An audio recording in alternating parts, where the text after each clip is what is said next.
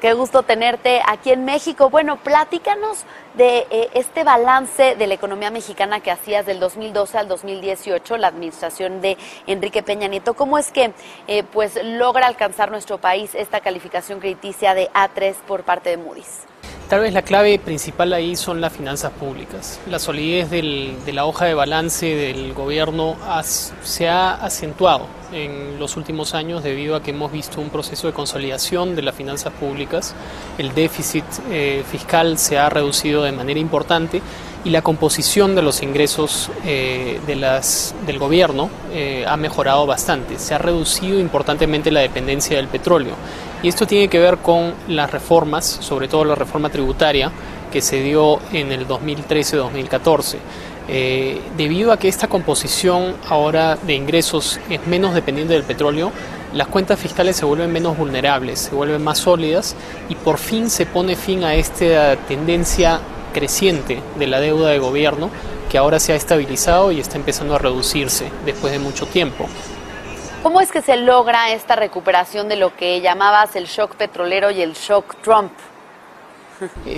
Sin duda, este sexenio se vivieron dos shocks importantes. El shock petrolero, que tuvo que ver en el 2016 con la caída de los precios del petróleo, al igual que la caída de la producción del petróleo acá en México. Entonces fue un shock doble en ese sentido, que también afectó un poco las finanzas públicas, se compensó por esta reforma tributaria en parte. Y luego vino el shock Trump, efectivamente, que sobre todo afectó indicadores financieros. El peso se depreció y tocó máximos históricos de casi 22 pesos por dólar en el tipo de cambio y se resintieron algunas variables, incluso la confianza empresarial.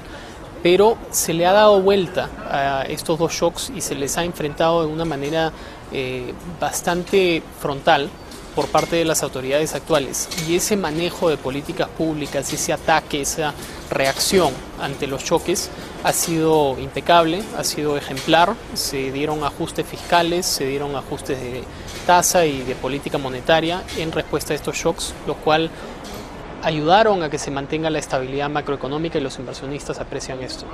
Y ya que mencionabas al presidente de Estados Unidos, el día de hoy pues se reanudan las conversaciones entre Canadá y Estados Unidos en torno al Tratado de Libre Comercio de América del Norte. ¿Consideran que se pueda lograr un acuerdo trilateral en el corto plazo? Y si no, ¿cómo podría afectar un acuerdo bilateral entre México y Estados Unidos solamente a la calificación crediticia de México? El acuerdo trilateral claramente depende de Canadá. Ya se han puesto todos los temas sobre la mesa. Claramente Estados Unidos quiere algo que Canadá no quiere, que es la eliminación del capítulo 19 de NAFTA, que es el sistema de resolución de disputas. Canadá no quiere cambiar de parecer en eso y no quiere ceder, pero Estados Unidos claramente su posición es firme. México aceptó esto como una de las condiciones. Se está viendo un poco más difícil que Canadá acepte estas condiciones, pero el acuerdo al que se llegó con México ha sido favorable dentro de todo y considerando lo que ha podido haber sucedido, que es que Estados Unidos se salga de NAFTA sin un acuerdo con México. Entonces, relaciones trilaterales o un entendimiento trilateral se ve difícil en este momento. ¿Cómo afectaría si es que Estados Unidos mantiene un nuevo acuerdo, esta vez bilateral únicamente con México? En general, para México no sería negativo, pero dependerá mucho de la composición de la Cámara Baja y del Senado americano luego de estas elecciones en noviembre. Eso va a ser fundamental para ver si es que se puede aprobar un nuevo acuerdo que reemplace a NAFTA o el Telecán entre México y Estados Unidos. Canadá no es tan relevante para México en cuanto al comercio, debido a que no hay mucho comercio bilateral entre México y Canadá. Es parte de la cadena productiva, pero lo más importante es México y Estados Unidos, y esa es la relación que se busca cuidar. Bien, y entonces ante este panorama comercial y la relación con Estados Unidos, la siguiente administración en nuestro país, ¿cuál es su estimación de crecimiento para México? Para México mantenemos nuestra proyección de este año del 2.3%. Para el próximo año hay algo de incertidumbre. pero sí esperamos que se mantenga un crecimiento en torno a ese nivel de aproximadamente 2.5%, que sería una ligera aceleración, y esto es debido a que la fortaleza de la economía americana está jalando un poco favorablemente las exportaciones mexicanas y la economía mexicana. Esperamos que esta dinámica se mantenga. Entonces, ¿cuál va a ser el principal reto de la siguiente administración encabezada por Andrés Manuel López Obrador en México para mantener la calificación crediticia actual que tiene Moody's de A3? Son varios los retos, pero creo que uno fundamental es el crecimiento. Se ha hablado de un crecimiento más robusto, más sostenible, más elevado y más inclusivo. Ese ha sido el mensaje del nuevo gobierno. Todavía no hay mucha claridad de cómo se logra ese crecimiento más inclusivo y más sostenible, en particular si es que se está tratando de revertir algo de la agenda de reformas, en particular en el sector energético.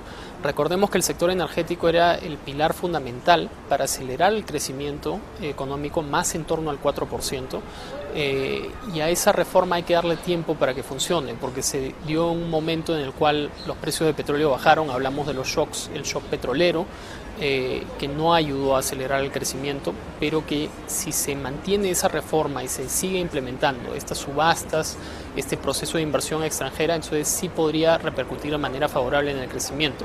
Este gobierno parece que no tiene eso en sus planes, entonces queda la incógnita de cómo se logra un crecimiento más inclusivo, más robusto, que pueda apoyar esa calificación de A3. Porque, por ejemplo, en caso de que se cancelara el proyecto del nuevo aeropuerto o que esta suspensión de las rondas petroleras pues se alargara por varios meses, sí podría tener una afectación para mantener la calificación crediticia. Sin duda el mensaje sería negativo, por el hecho de que ya hemos visto cómo esta puesta en duda del proceso de inversión del nuevo aeropuerto sin duda ha resentido un poco la confianza de los inversionistas extranjeros, ¿no? Llegar a este proceso de consulta, tratar de conducir las políticas públicas mediante plebiscito, no es lo más óptimo.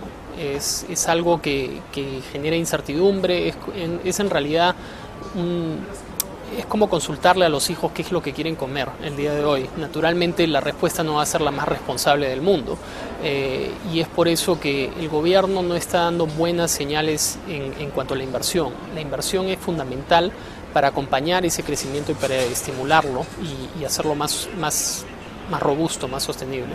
Por supuesto, muy importante la inversión y sobre todo en un gobierno en el que se habla de no incrementar el gasto público, más bien redistribuirlo y pues no incrementar la deuda, ¿no? Hablan de una responsabilidad fiscal también.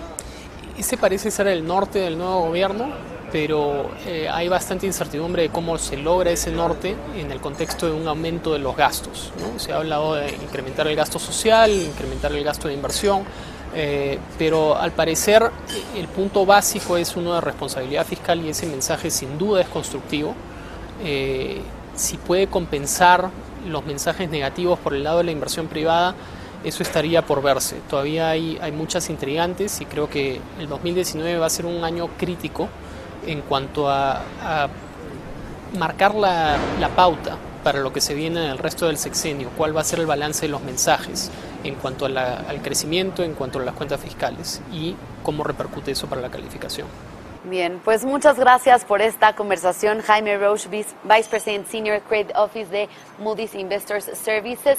Sin duda, pues nos pone sobre la mesa los retos que vienen para la siguiente administración y para mantener la calificación crediticia de Moody's. Muchas gracias, Jaime. Gracias a ti, Susana. Siempre un gusto. Tardes. Gracias igualmente.